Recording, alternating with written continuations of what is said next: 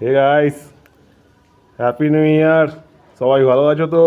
নববর্ষের শুভেচ্ছা 2025। তোমরা সবাই ভালো থাকো। আর এই যে পাহাড়ে সূর্যোদয়, তোমরা দেখে নাও, সানরাইজ হচ্ছে, দেখতে পাচ্ছ? এই পাহাড়ে সূর্যোদয় হচ্ছে।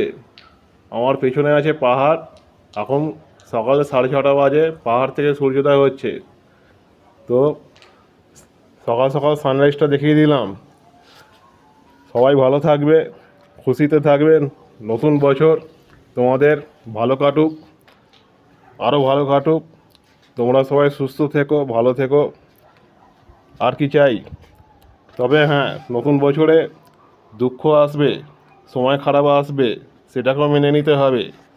ভালো খারাপ সব কিছু নিয়েই আমাদেরকে চলতে হবে।